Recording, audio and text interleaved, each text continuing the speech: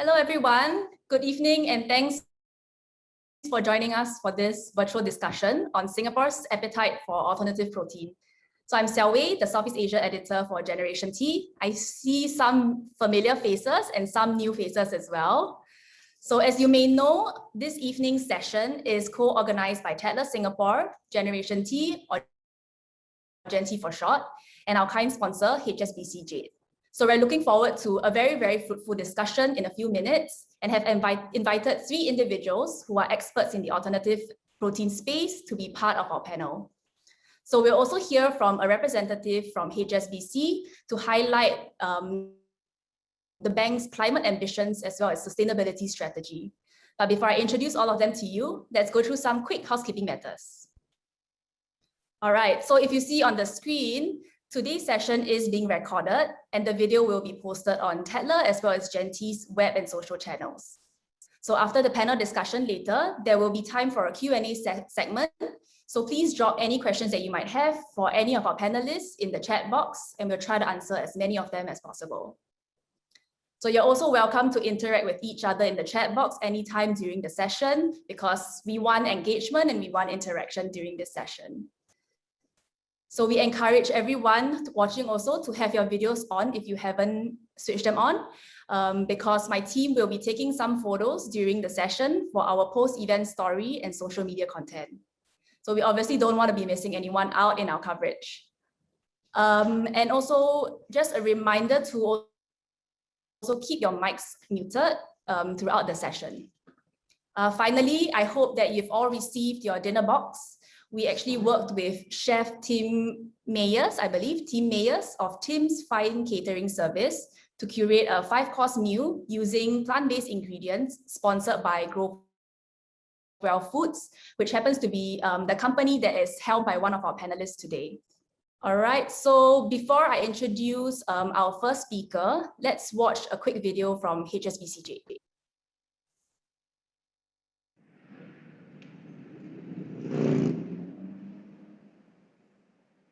We all know what's going on. Millions of voices tell us every day. What we need more than ever is action. We need a game plan. We need ideas that deliver a future of sustained prosperity for us all. We need a business plan for the planet. Because business does. Because business solves problems.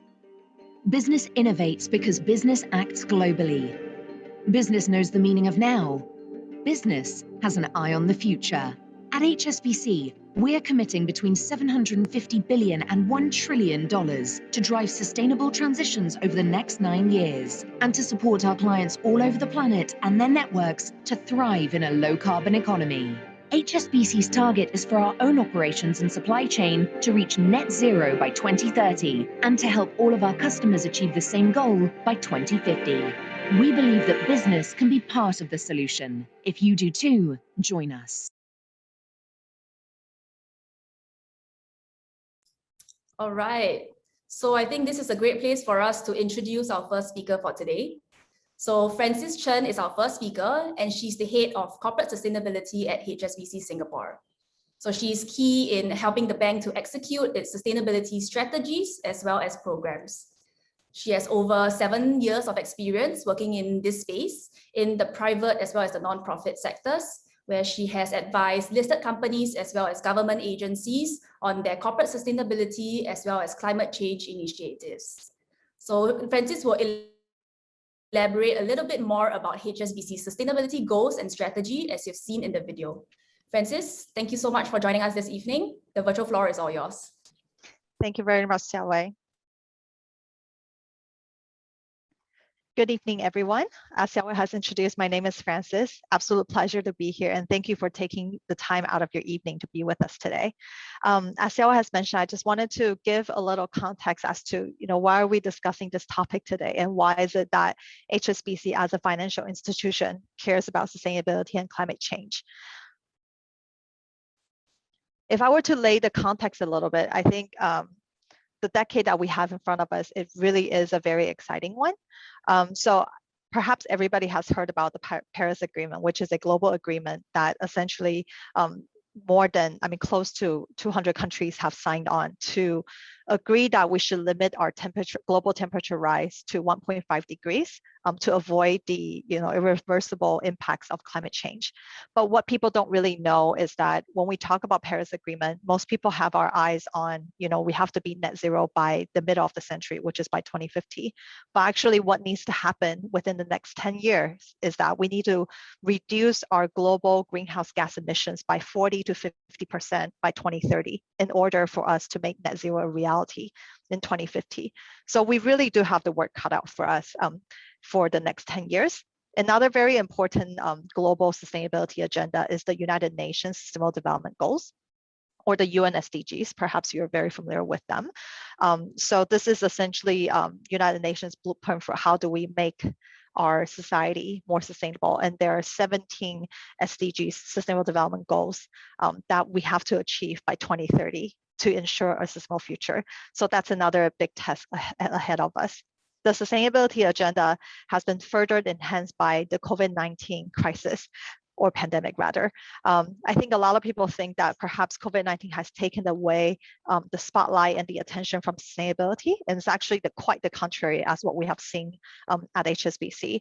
COVID-19 really shows that, if we need to be ready for any type of crisis that we may face, and climate change is going to be a crisis that is longer in duration and also much larger in scale compared to COVID-19.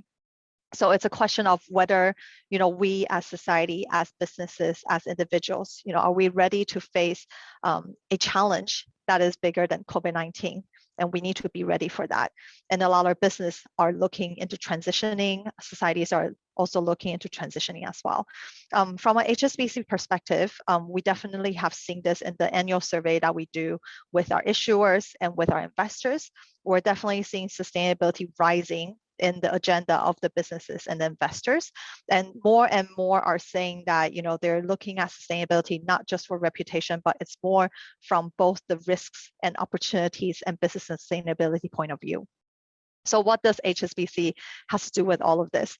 So our role in the sustainability agenda is that we believe that we play a very important role in supporting the real economy and transitioning to a low carbon sustainable economy. And the reason why is because we do get to facilitate financial flows. And I think it's important for us to mobilize capital towards projects, towards objectives that are sustainable. And this is how we can actually support the real economy to transition. So with that, I think the video earlier has mentioned some of our objectives, but very excitingly, we've announced our net zero ambition October of last year, and we have established a strategy that has three parts to it to accelerate the transition to net zero through finance. So the first is we believe that we have to, do what we say, walk the talk and lead by example. So we vouch to be a net zero bank. And what we can do is we vouch to be net zero in our operations and supply chain by 2030. Another very key pledge that we've made is we've decided that we have to align our financed emissions to achieve net zero by 2050 or sooner. What financed emissions mean is essentially the emissions that are associated with our portfolio of customers. So not just reducing, the emissions from our operations, but also help our clients reduce their emissions. And this brings me to the second part of our plan, which is supporting our customers. So we know that our customers also need to adapt to this climate change agenda, and they also need to transition. And we vouch to provide up to $1 trillion of financing and investment by 2030 to support our clients to do that. And lastly, we recognize that, in addition to working ourselves, in addition to supporting our customers, there's still a lot of new climate solutions out there that perhaps need to be unlocked, need to be financed. And so we are constantly looking at solutions that we can support. We're looking at ways to help it become easier to invest in things like sustainable infrastructure and nature, essentially our ecosystem that actually help protect our planet. So those are some of the things that we're working on. And why is it that we're talking about food tonight? What our talking about climate change. Just wanted to lay the context before we hand it over to our very exciting panel of experts. So food does play a very big role in the climate change agenda. If you look at it, the food sector actually contributes to 26% of the global carbon emissions as of 2018. So it's definitely not a very small player when we look at, how can we reduce the greenhouse gas emissions in this world. And if you look at our region, Southeast Asia specifically, the upstream food sector, so essentially the harvesting, the production of it, accounts for 21% of the region's total greenhouse gas emissions in 2017. So that's a pretty big sum. And if we're able to sort of unlock this puzzle, I think we can help the region's climate change agenda quite a bit. And Singapore is definitely on this agenda. So the Singapore government has laid out very clear agenda around how they want to work on improving our food resilience, essentially. So maybe many of you have already heard about the 30 by 30 target, which is to produce 30% of our nutritional needs locally by 2030. Although Singapore is not a huge agricultural production country, we do recognize that, we're importing more than 90% of our food, and that, in itself has emissions attached to it.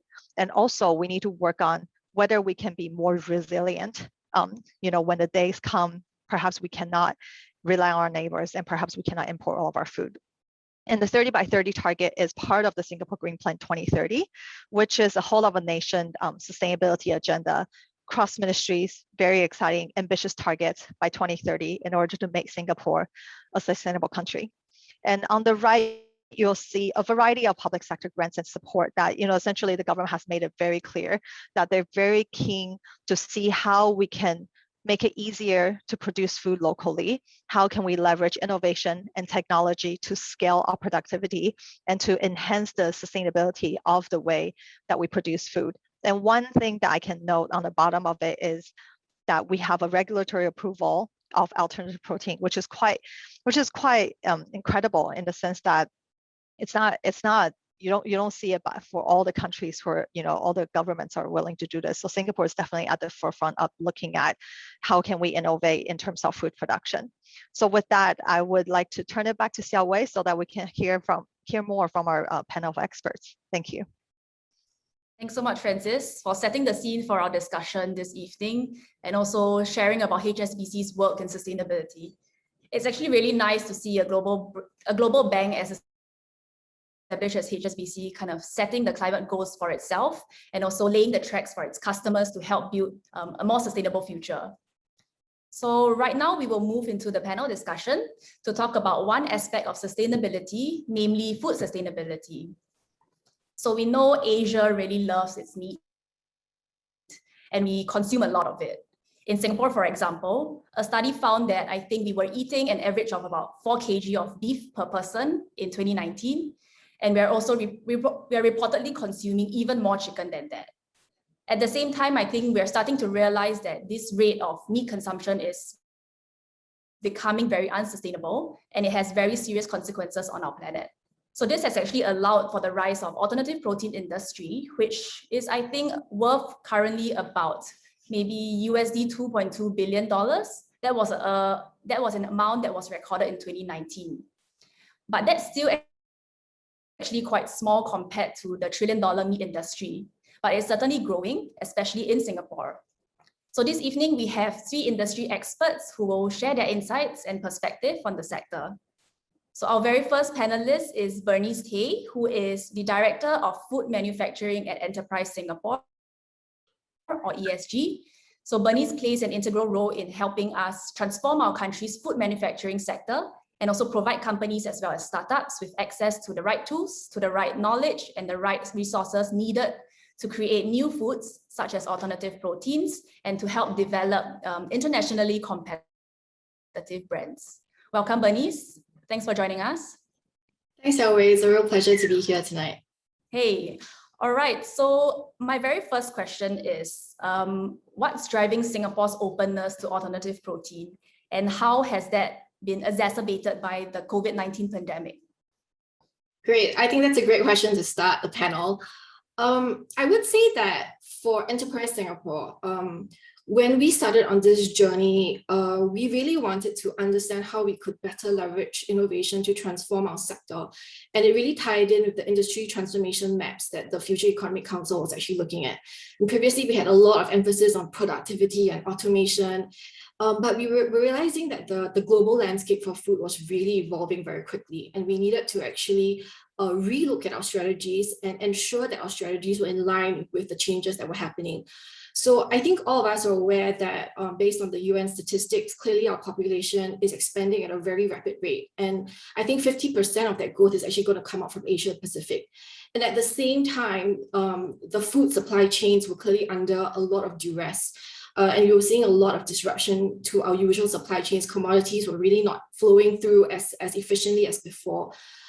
So we were aware that the global landscape was changing, and there was a need for us to play a role publicly to address that. And given the fact that, Singapore is also, like what Francis said, we import 90% of our food. We are highly dependent on these sorts of imported foods. We realized that there was no way that Singapore would not be affected by these global trends as well.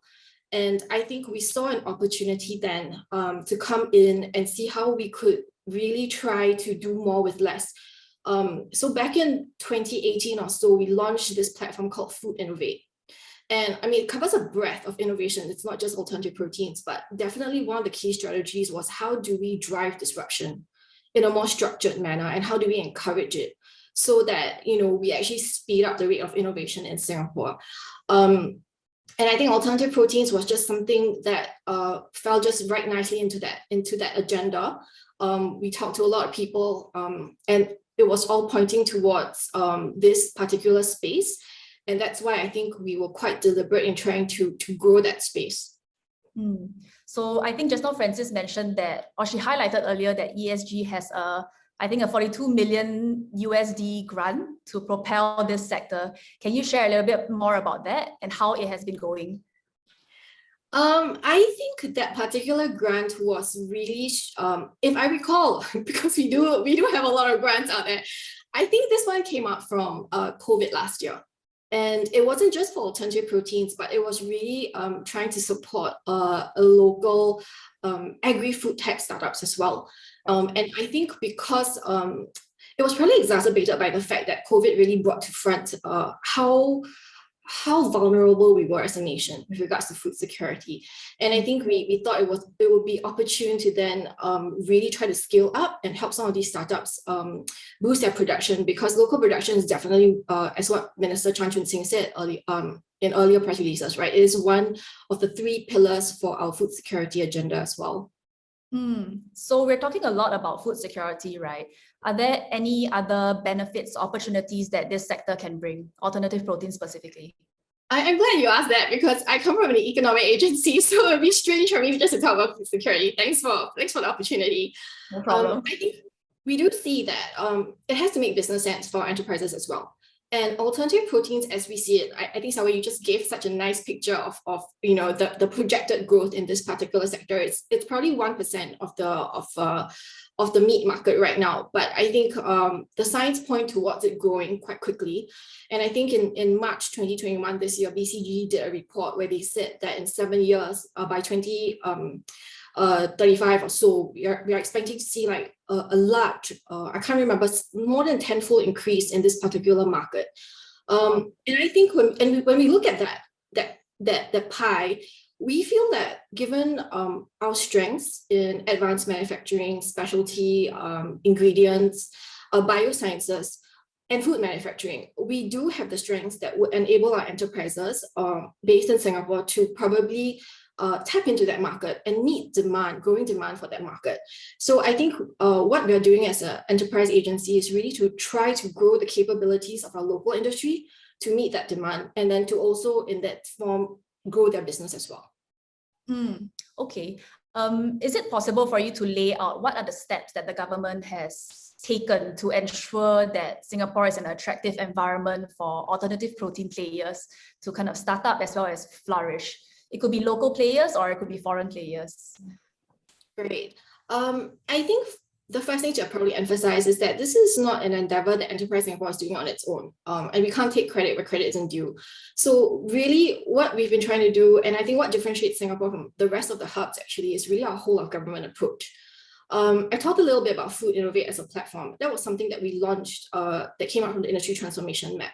While it's driven by Enterprise Singapore, actually the agencies that are on board Food Innovate are really a whole range of them. You know, the Economic Development Board, Jurong Town Council, Singapore Food Agency, A-Star. All these agencies bring onto this platform their various expertise, perspectives, networks, and strengths.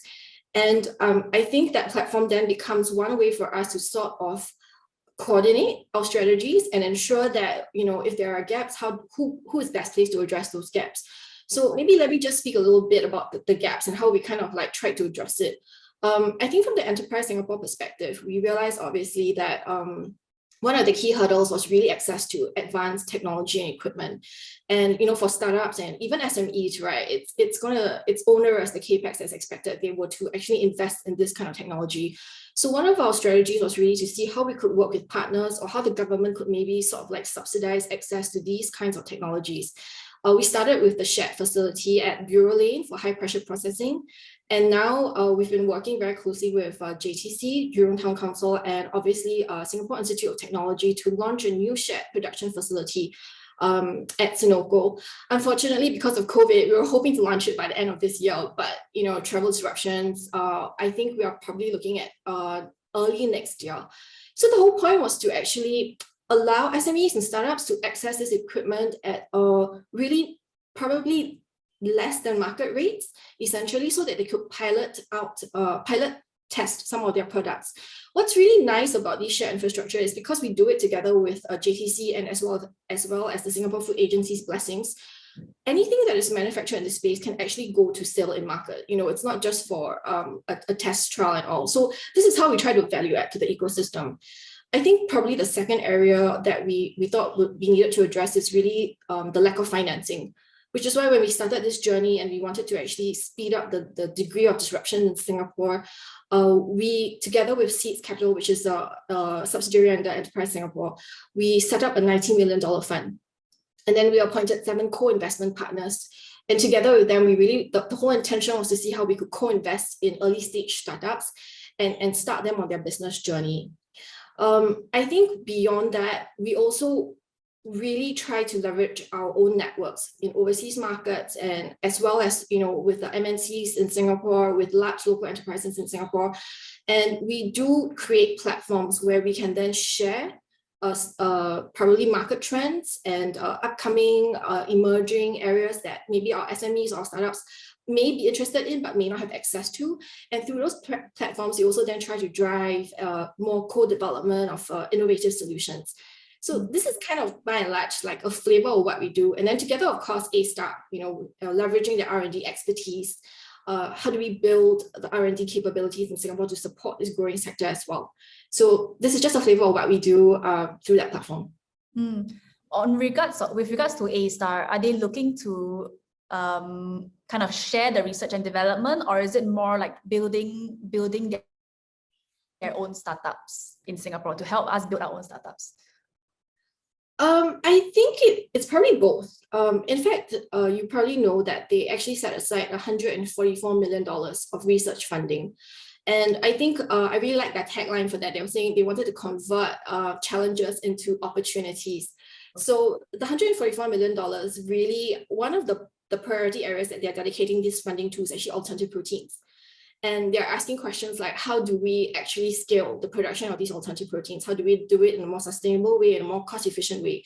So for example, right now, if you talk about cell cultured meat, right, the media to grow that cell is actually quite expensive at this moment. So we are leveraging this fund, and we're leveraging our research institutes, the institutes of higher learning here, partnering with industry to sort of address these problem statements and see how we can actually commercialize it going forward. So on the topic of actually cell-grown meat, Singapore was the first country in the world to approve the sale of cultured chicken, right? Yes. How has that impacted our alternative protein landscape in terms of its growth as well as attractiveness to other industry players and investments? Yeah, I think it was definitely a game changer, and it's really all credit to the Singapore Food Agency, right? So doing a plug for them. I've never woken up to receive so much messages from different partners and players around the world just expressing interest in after the announcement went out. I think it was a very clear signal, perhaps, that Singapore is really open for business, especially in cell cultured proteins. And you can see that SFA had taken very deliberate steps to actually reach this level of regulatory facilitation. They had started with a novel foods framework, and then they had set up an expert group that then began to sort of like work with the likes of Eat Just. It took them 2 years to actually ensure that Eat Just cleared all their safety hurdles before they actually launched into market. So I think it's really a huge signal to the startups, maybe who are overseas and who really are looking for a place to launch their product and commercialize, that Singapore is really maybe a destination that they can consider. And I think together that startup interest, perhaps we're also seeing quite a lot of investment interest in Singapore as well. So I think that's something we can look forward to. I did read an article that said that actually perhaps what SFA did with Eat Just is not just contained to Singapore, but could actually have a positive ripple effect in the region. Because, SFA really does have a very good brand name when it comes to trust, and they've built up a lot of premium through the years. So the fact that they've taken these deliberate steps and actually have endorsed the safety of a cell-cultured product, I think it could then perhaps encourage other regulators in the region and other perhaps R&D to maybe accelerate the development. And then I feel like that would benefit a wider community, not just Singapore, but that's great because then there's more knowledge and more of regulatory matters that we can discuss and probably go together in. Yeah, I did read about that one approval has might lead to a ripple effect, right? Of other countries seeing and kind of approving the cultured chicken as well. Yeah. So aside from addressing the ethical issues around meat consumption, what's the environmental impact of us actually switching to a plant-based or cultured meat diet, in your perspective? I think there have been studies that show that plant-based, well, plants definitely, producing those plants probably would take up less carbon emissions, probably lower water consumption as well and energy. But I do think that it's not just about growing plants, right? It's how you grow the plant and how efficiently you do that. And that's why for these startups, really, they are differentiated by the technology that they used and how they actually use these advancements in technology to create that sustainability and address these environmental concerns for these kinds of products. Okay. I think my final question for you is, so the industry is still very nascent, right, in Singapore and also across the world, with developments constantly happening on every level. So we're constantly hearing about news announcements of new plant-based startups being emerging, right, across the world. On a state or infrastructural level, what do you think still needs to be done to help this sector really flourish? That is a question that our team constantly asks. So it's great that you asked me this question. No pressure. I honestly feel that it's really too early for us to say that we've succeeded. I think we have seen major milestones met, and we are excited by the momentum and interest that it's generating. But we are very aware that the infrastructure that we put in place today may not be relevant for the future. And the startups that were, at seed stage a couple of years ago are also growing very quickly and looking to scale. So we're constantly in talks with our partners to see what we need to do to help our startups actually evolve in our ecosystem. So, how else do we avail infrastructure in a sustainable means? Because the government also doesn't have an endless bucket of resources. How do we work more efficiently with partners to create these resources and then open them up for our startups and SMEs? And at the same time, I guess at this point in time, a lot of our startups are also looking to go overseas to export their products and solutions, and perhaps to even scale, because clearly Singapore has limited land and resources. So we're under no illusion that, we're going to be a manufacturing hub and we're going to house from end to end, all these solutions. It could be a model where they house their R&D in Singapore, but they do their manufacturing overseas. So I think we are also tapping on our overseas centers and our colleagues overseas to see who are the partners that we could work with to actually help them scale.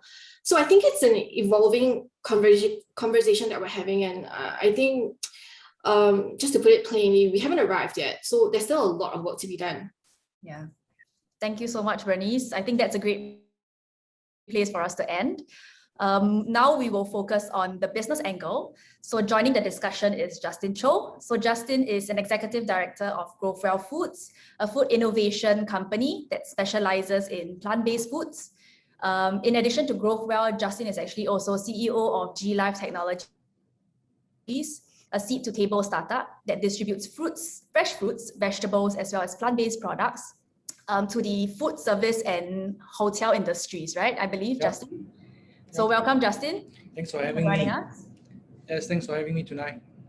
Thanks for joining us. So Justin, actually, my first question is something a little bit more personal, I think. So you've been a vegetarian since a very young age, and now you run 3 companies that are in the plant-based space, right? Can you share a bit more about your own journey into this sector, or even your own vegetarian journey? Maybe just to give a little bit sharing about myself. Like, I started the journey when I came out of army. I was about 21 years old.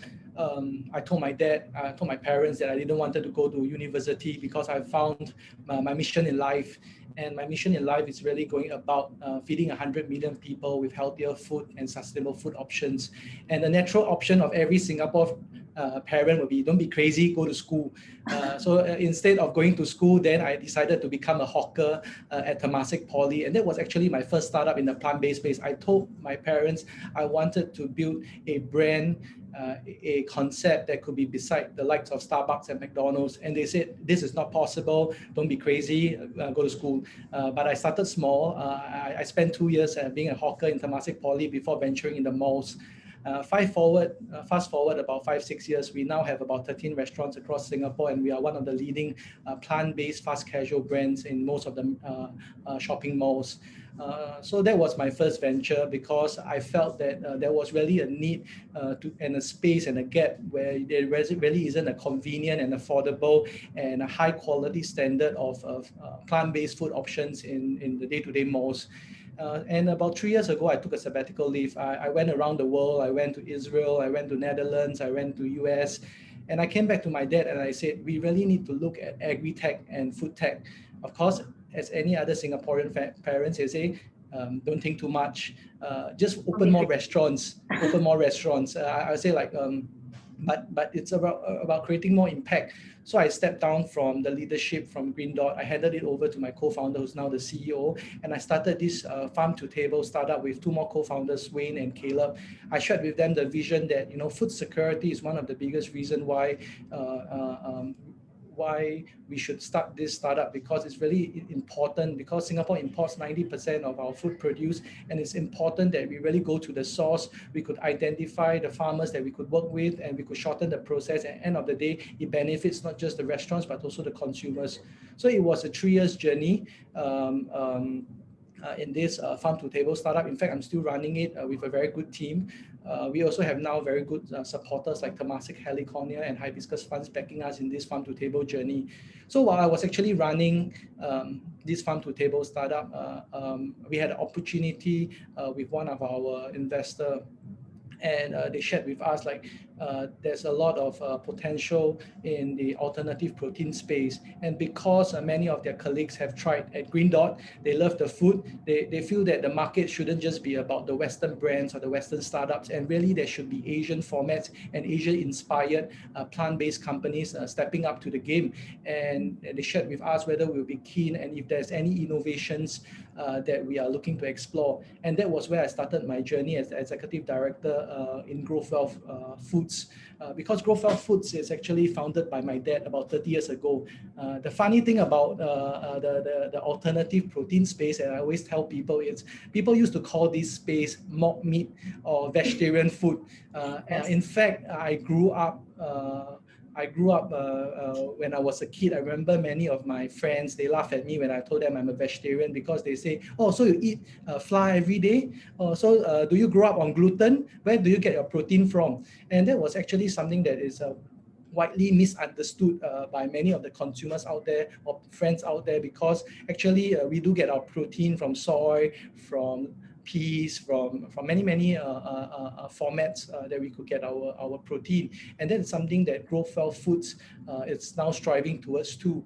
I think when I entered the business, I was asking my dad, I said, you create very tasty plant-based seafood and meat alternatives, but what about the nutrition behind all this food?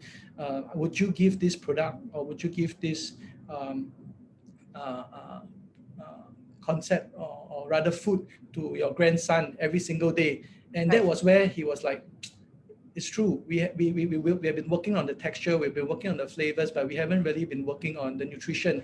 And that was where we pivoted Growthwell Foods to not only just be one of the leading player in the meat alternative or seafood alternative space, but we want to now be Asia's leading plant nutrition company.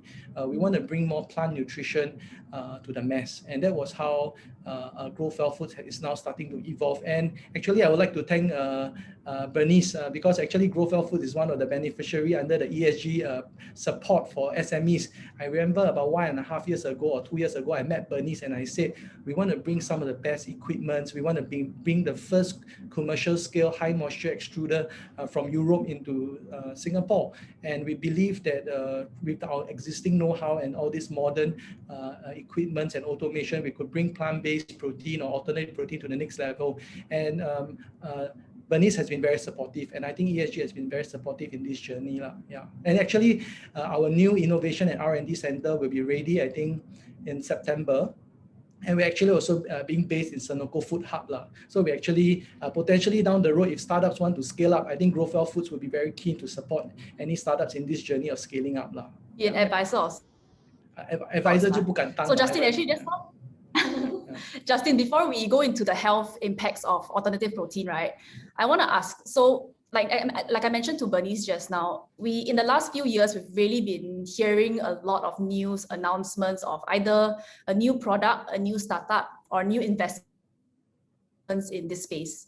If it's not that, it's some big fast food chain like McDonald's introducing a plant-based burger to their menu, right? So as a business owner in this space, how much has the scene exploded since you started in it? Okay, I would like to split it into a couple of phases.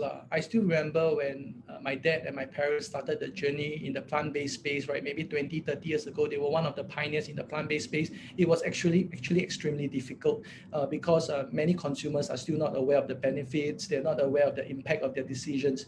But what we have noticed for the past maybe 5 to 10 years is this uprise of consumers' awareness, maybe because Singapore consumers are more affluent, they care more about their health, and they care more about the environment. And this group of consumers, we deem them as flexitarians. That means they are not just a vegetarian, or they are not just a full meat eater, but they are actually making conscious lifestyle choices in their day-to-day. And that's where we notice the uprise of consumer switching their diet. Okay, then the explosion comes now where we start to see a lot of investors pouring resources into the space. I mean, our good friends at Gen Protein, I'd like to congratulate them. They just raised an extended 20 million seed funding announcement yesterday. I think these are good news for the whole ecosystem because it gives opportunity not just to investors who wants to bet on this or invest in this ecosystem, but actually give startups more opportunity to be able to raise funding, to be able to find partners in the ecosystem,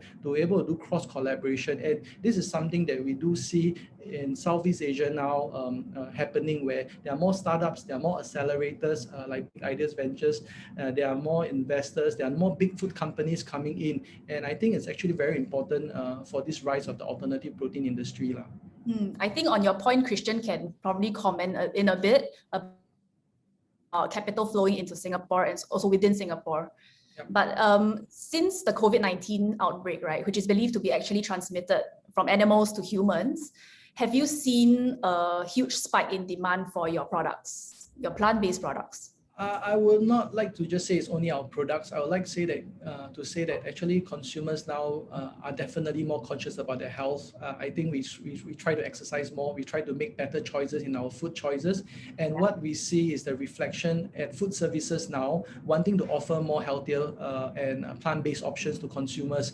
Like recently, Growthwell Foods, we just did a launch with Ippudo Ramen. I mean, Ippudo is a concept that people go to because they want great ramen and maybe they want their tonkatsu. But I think they were now one of the first Japanese ramen chain to launch a full vegan plant-based ramen to the modern consumers. And actually they adopted one of Growthwell plant-based products, and actually the response has been fairly well receiving. So what I can say is it's not just about Growthwell. I think consumers now are making the conscious choice about better for you, better for the environment products. And I think any companies or any startups who could do and offer that offering will be able to be more successful down the road. Consumers always shape the market, right? And always shape how companies move forward.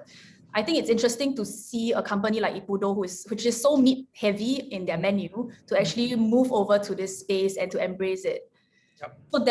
So moving on to the health impacts, right? So there is a broad understanding that eating less meat and more plants is definitely better for our health. But meat substitutes, like what you said just now, mock meats on the market aren't necessarily the healthiest food around. How do you, as a company that produces plant-based meats, actually get that message across? And how is actually plant-based alternatives and a healthy alternative? I would like to say that the reason why most of the consumers, when they come into contact with plant-based food options, right, they tend to be a less healthier option is because typically in the past, most of the plant-based options or vegetarian options are only available in hawker centers. And, you know, selling at $2.50, you can't really use the best and the most premium ingredients. But for Growthwell Foods, right, we've actually been producing very high quality plant-based products like lion mane mushroom. In Chinese, we call it whole tofu. We also produce cognac-based products, which in the Western world, they use the cognac base to make, they call it the miracle noodles, high fiber, low fat, no cholesterol, carbs for the modern day ladies. So, but we use it to make seafood. And we're actually using more premium ingredients like soy instead of gluten or starch to make our meat alternatives. And we're actually now using more advanced technology like high moisture extruder to actually, it will be a cleaner process and a process that creates a better texture with either using soy or pea products, pea protein. I think for Growthwell, it's not only just about manufacturing meat or seafood alternatives. I think for us, we have actually invested in a few startups that has been in the novel plant protein space. One of the significant investment we made for the past 2 years was in an Israeli startup called Chickpea.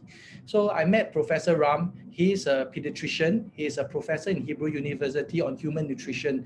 And he was the one that invented the world's first chickpea protein isolate, which is 90% protein extracted from chickpeas. And we all know if you go to salad bar now, you usually take a scoop of chickpeas because it is one of the superfoods you have.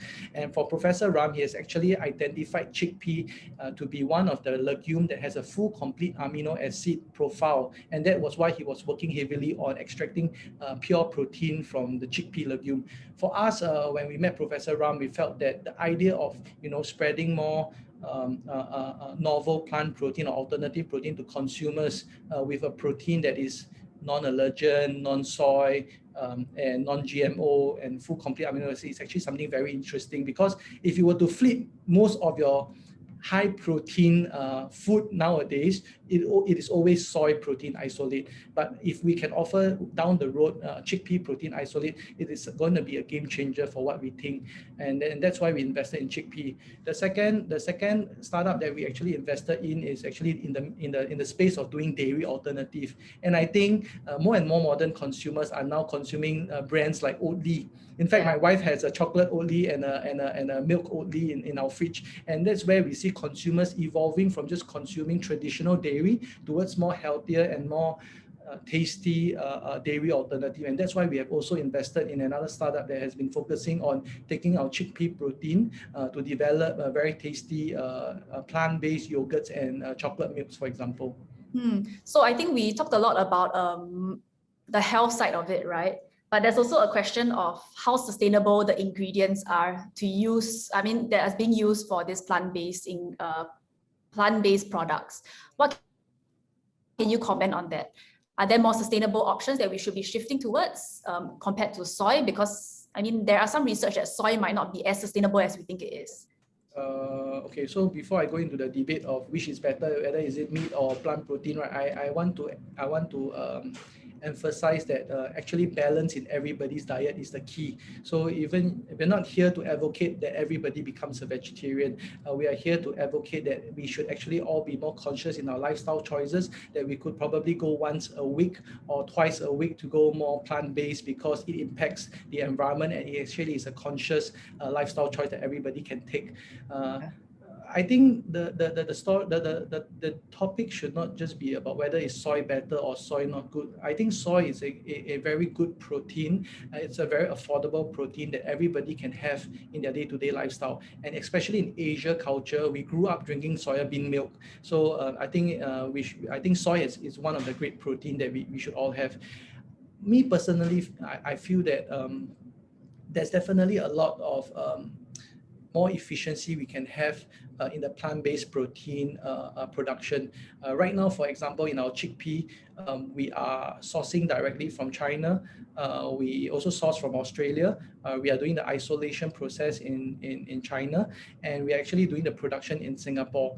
I feel that there are still many improvements that can be done in terms of identifying more novel protein that is actually being grown within, let's say within Southeast Asia for Singapore, or let's say within China for the Chinese market, because the only plant protein that we now know or we are more familiar with, it's soy and yellow peas. But for example, in Thailand, they grow a lot of mung beans. In Myanmar, they grow a lot of chickpeas. So I think it's really about identifying the right protein for the right market, and actually efficiently then extracting the protein and create a tasty and affordable plant-based option for the consumers. I think that is something just now you mentioned novel ingredient. What does that mean? I mean, in the alternative protein, right, there are still many protein or legumes that are now being identified. Right now, everybody is very familiar with soy. Yellow peas is the next best option being popularized by Beyond Meat. I feel that many companies now exploring like faba beans, mung beans, chickpeas, because every legume actually gives a different functionality and a protein amino acid portfolio. So I think it's actually important to identify all these different novel protein, because you never know what novel ingredients could then be used for application of more interesting concepts and products for consumers. Yep. Okay.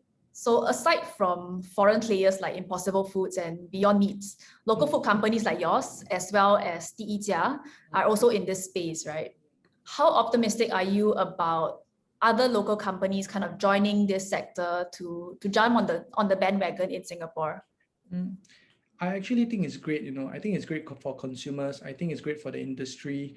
I always believe in a Chinese saying, I shared this with my team, 一枝独秀不是春, 百花齐放春满园. It means that in order to have more prosperity and in order for consumers to be more aware and educated about the alternative protein space, we need not more partners, we need more big food companies, we need more startups to spur the whole ecosystem and to generate either interest or awareness or consumption of alternative protein. I think right now, if you ask any consumers how do they consume or what do they consume protein in their day-to-day, they'll just tell you maybe it's eggs, it's milk, or it's fish or meat. But I think very soon more and more consumers will be educated that plant protein is actually a very good option to have in their day-to-day lifestyle also. And I think it's great if we would have more players coming to the space. Yeah.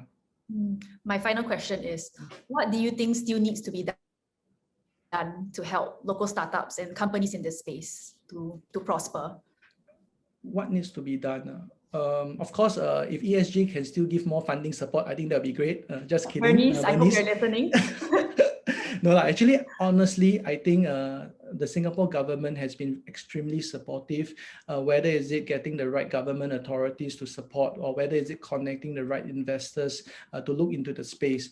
I can share with you when I started the journey of sharing the idea of alternative protein about 3 to 4 years ago, there were not a lot of investors who were understanding it. They were asking me, so are you a food company? Are you a mock meat company? Many of the investors were actually not educated, but if you ask any early stage investor now, more and more investors are now looking into the space as early as the seed stage or pre-seed stage. And I think this is actually very good because startups, not every startup have the foundation in the plant protein or alternative protein space. However, many of them have great ideas, like maybe creating plant-based options from jackfruit, maybe creating plant-based options from pea protein or from mushrooms.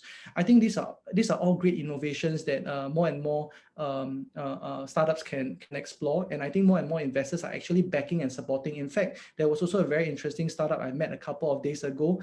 It's called Float Foods. It's actually creating a plant-based egg. They actually was in a prototype stage, but their product was extremely tasty and delicious, and they actually received some like 2 million of seed funding to kickstart the startup. So I'm actually very happy that all this support are actually coming in place now to support more players down the road. So I think honestly, we are also one of the beneficiary in the process, where we have the government, we have investors, and we have partners who are supporting our journey in promoting more healthier and more sustainable plant-based food options to the mass. I think that's a great place for us to move to Christian. Thank you so much for your insights, Justin. Thank you.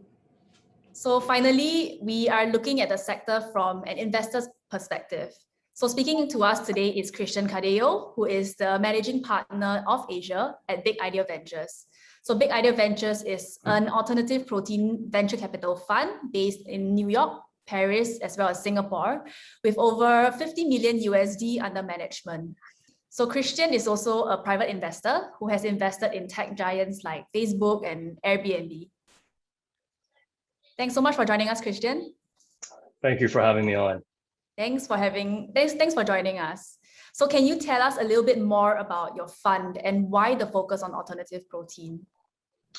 Yeah, so our fund is 100% focused on investing in the best entrepreneurs, and what's been quite interesting is we found 10 amazing companies in Singapore that we've invested in alternative protein. But our mandate is geographically neutral. So we try to find really early stage companies, a first check, and really support either their first time entrepreneurs or maybe their second time entrepreneurs who are starting their first companies in this whole sector. And it can either be plant-based or cell-based.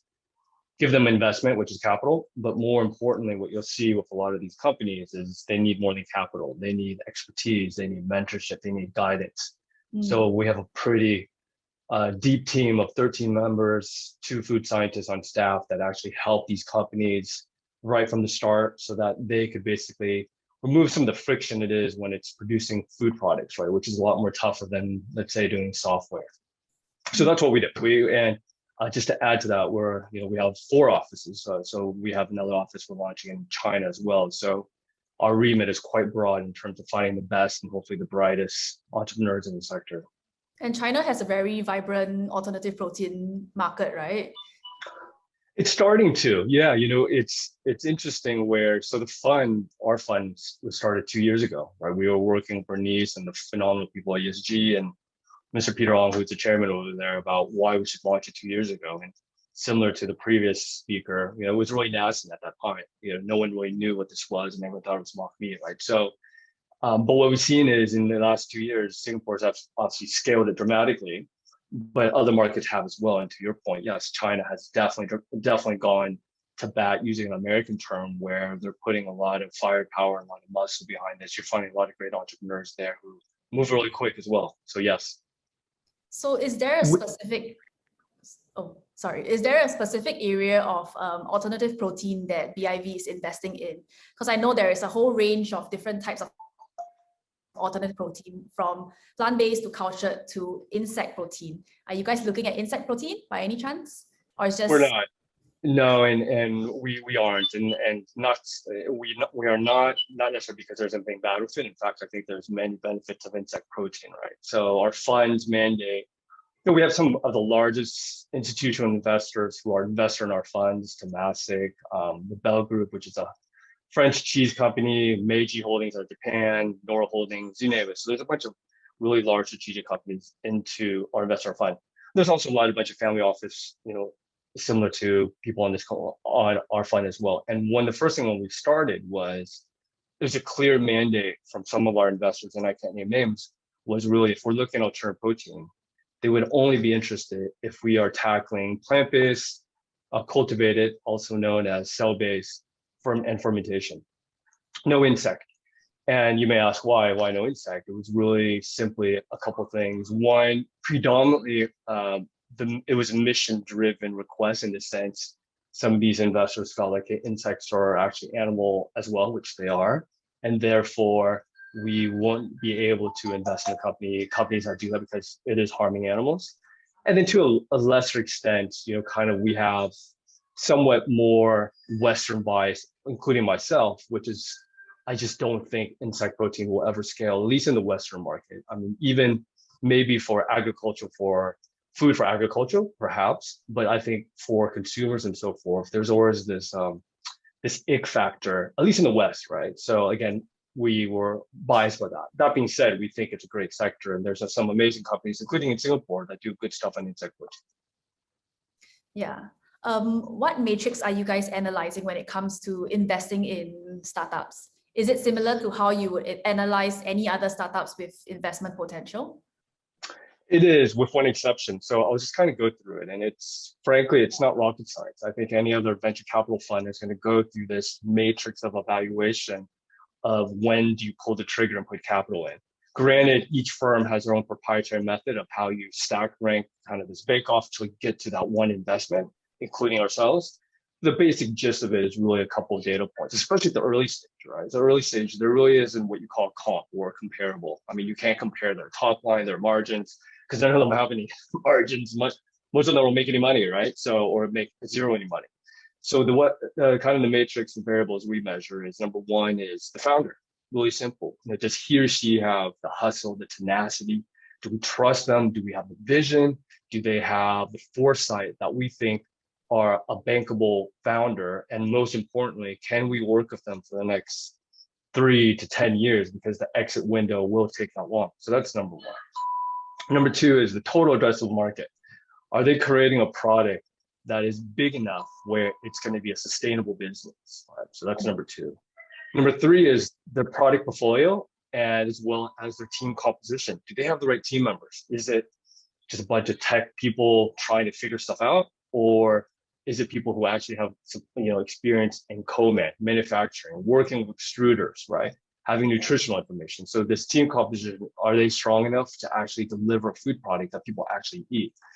The other one is, do they have a product roadmap that looks interesting enough where we think, look, based on this one, it will lead you to higher and higher valuations, which is, until there's an exit, one of the biggest evaluation of how we do as a fund for our investors, which is, hey, are your investments increasing in value?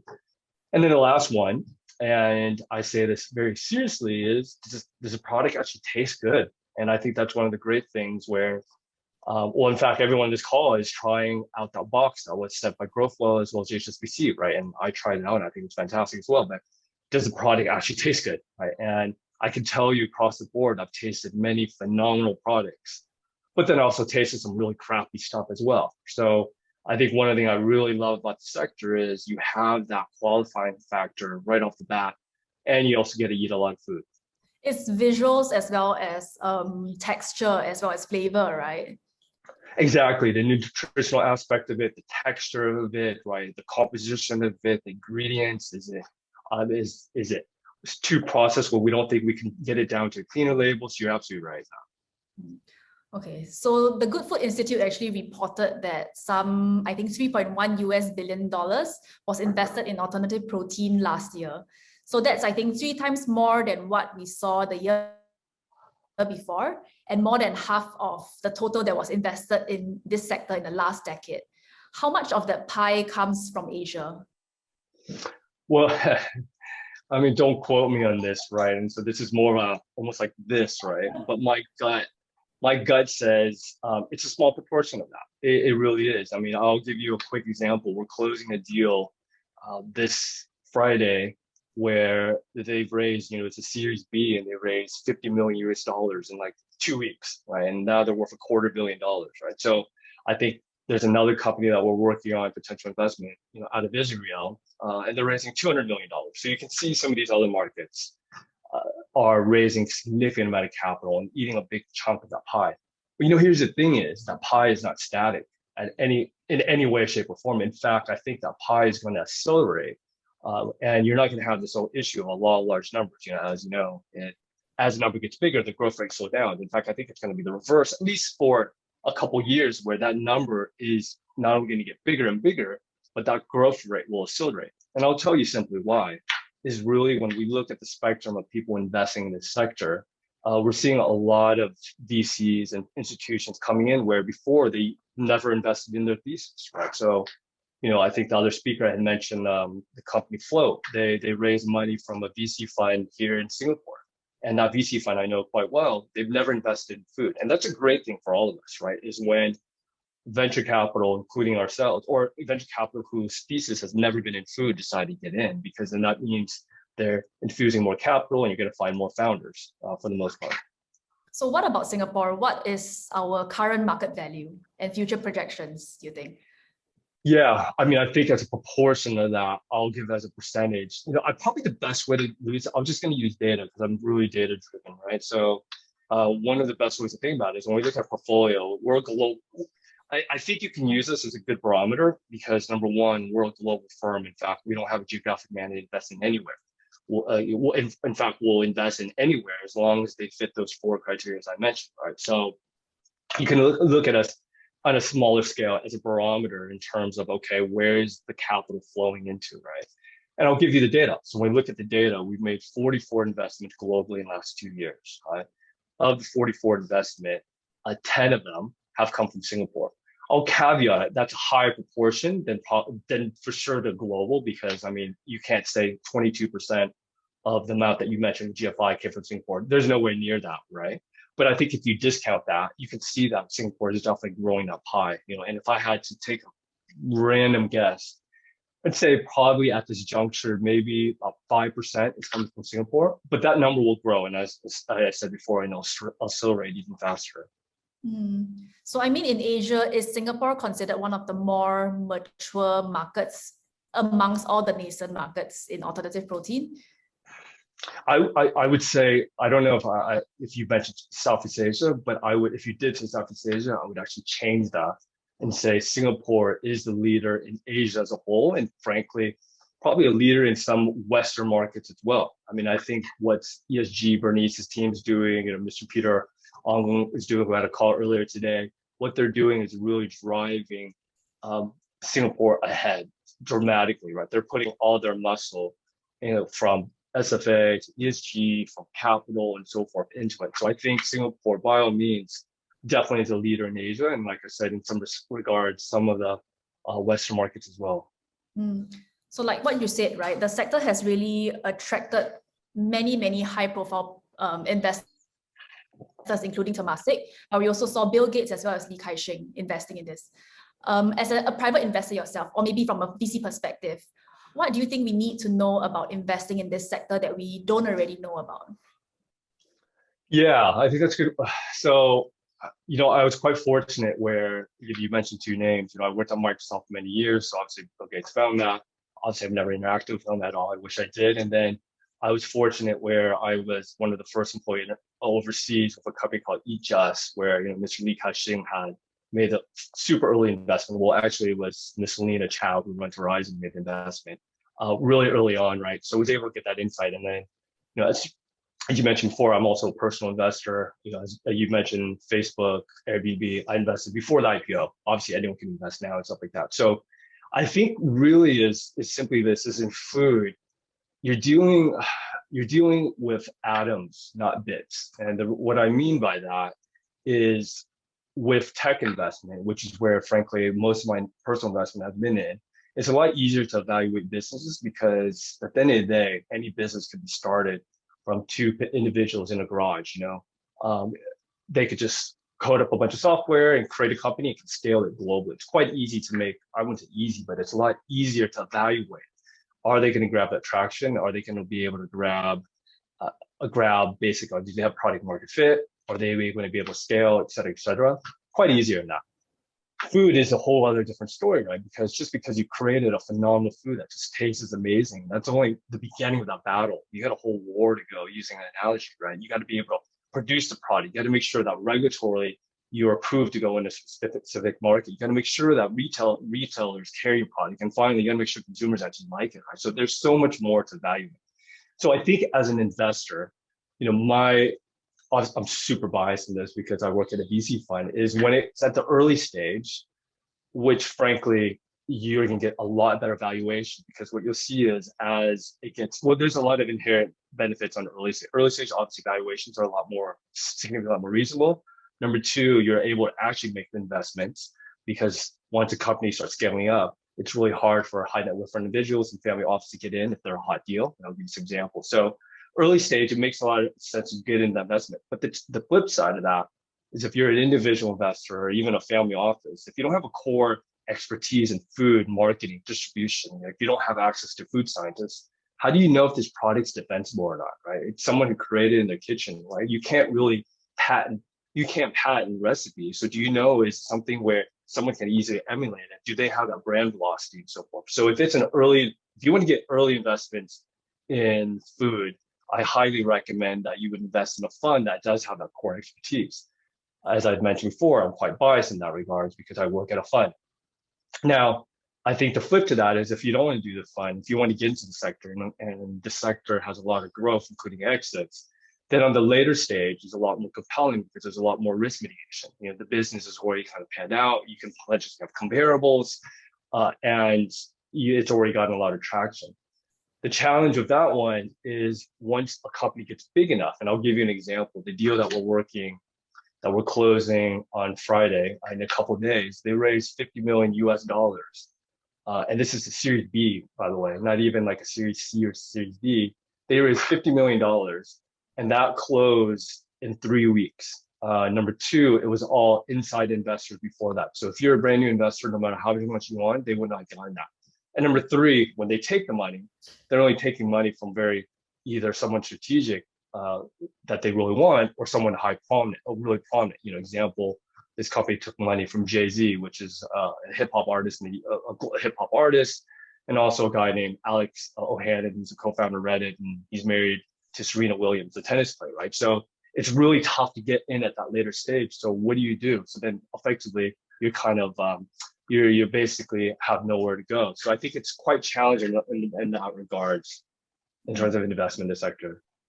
So my final question for you is, because we're running out of time before we move to the Q&A, my final question is, how risky is alternative protein as an investment?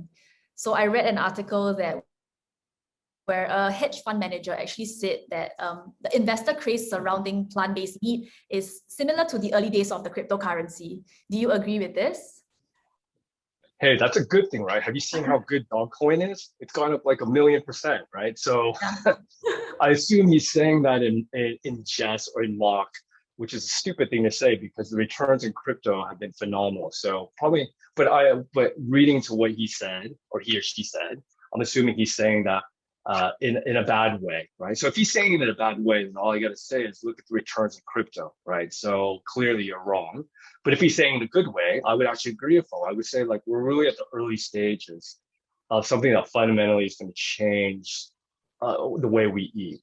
Yeah. And back to your question in terms of risk, there'll be individual risks between companies. Companies will do good, some will go bankrupt, a lot will go bankrupt. So clearly there will be issues there. But from a macro perspective, in terms of risk, this may sound insane for me to say this, but I would almost put it as measurable, if not zero risk. And I'll tell you why. It's really simply this: is our vision is the next 5, 10 years, maybe 5 years.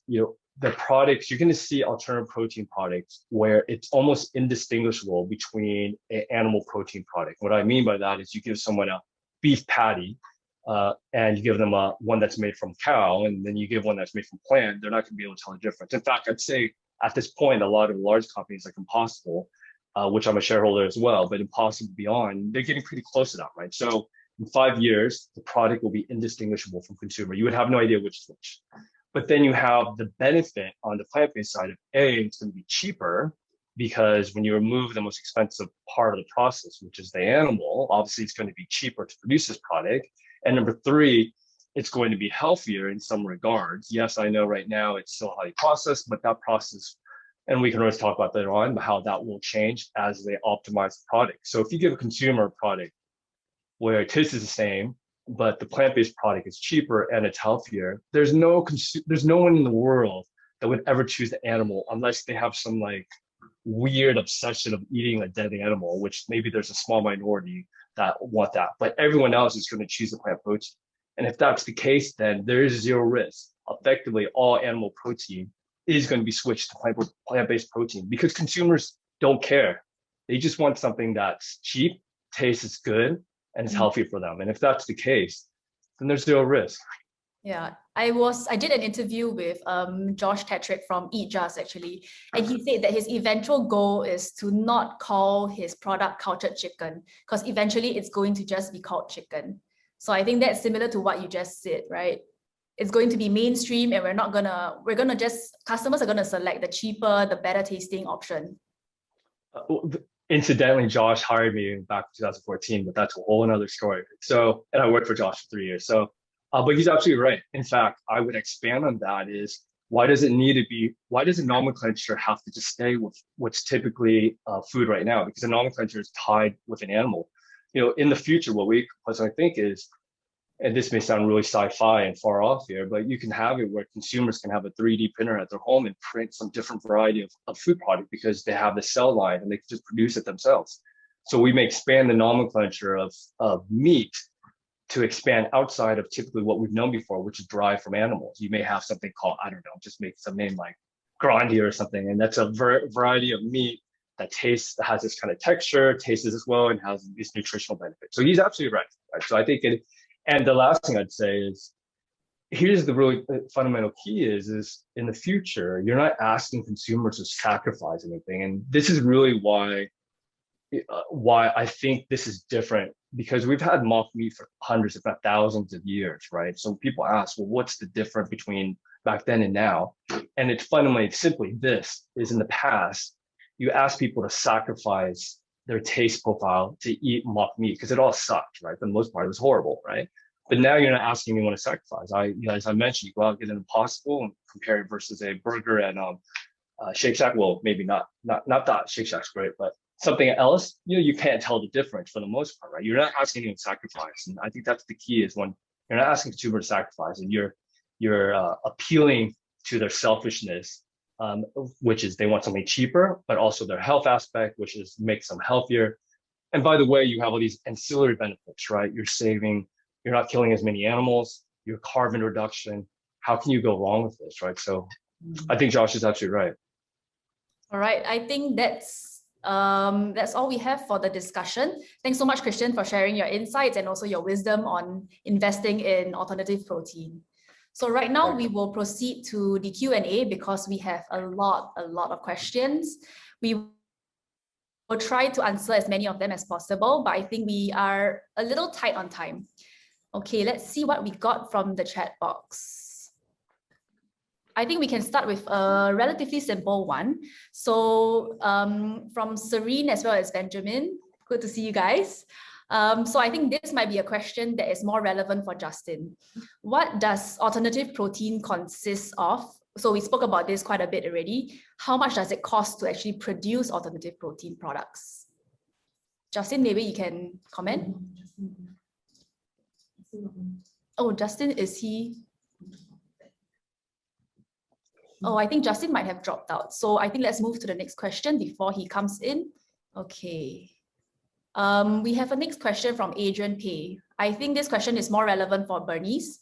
So Bernice, besides cultured chicken and possibly cultured beef, right? What other cultured meats or proteins do you think we will see in the near future?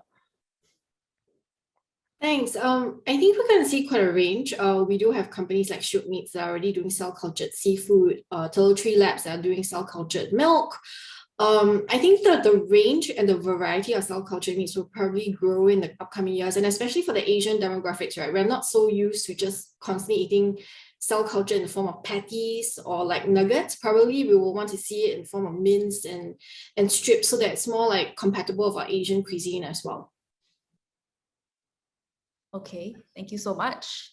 Moving on to our next question. Wow, we have a lot.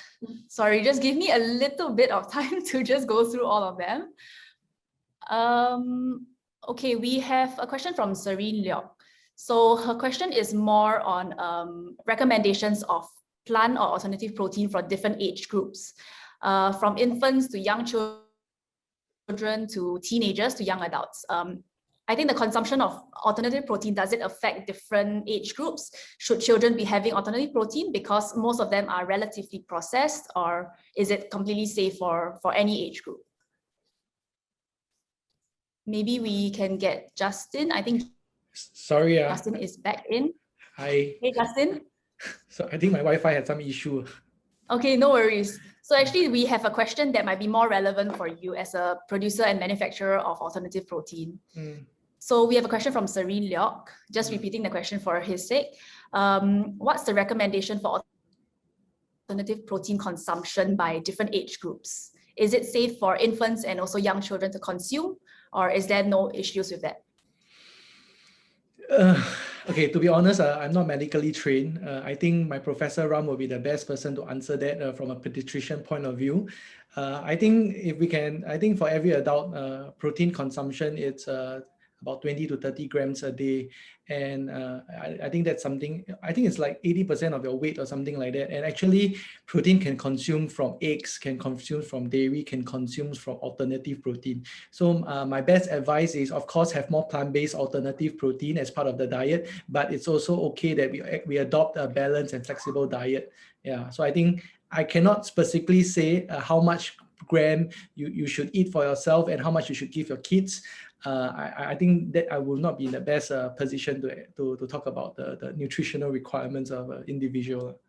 Yeah, it's a difficult question to answer if we don't have a scientist on board, I think. Yeah, I think we need jumping in here, I think we have Dr. Bernard here who replied something. Yeah. We have a few doctors on the house, so maybe maybe Bernard, you mentioned here in the chat, right? 2 grams per kilo? Dr. Bernard, are you there? I think you might need to unmute your mic to speak. Okay, can you hear me? Yes. Can you hear me? All right. If you are age 45 and above, right, like some of us here are 45 and above, you are looking at a protein loss of about 3% per annum. So if you look at the figures that are given to you, right, speaking as a doctor, yeah, if you are eating like half to 1.5 grams per kg of your body weight, you are meeting the sustenance requirement of a 33-year-old person. For a 45-year-old person, you need to be eating 2 grams per kg of your body weight.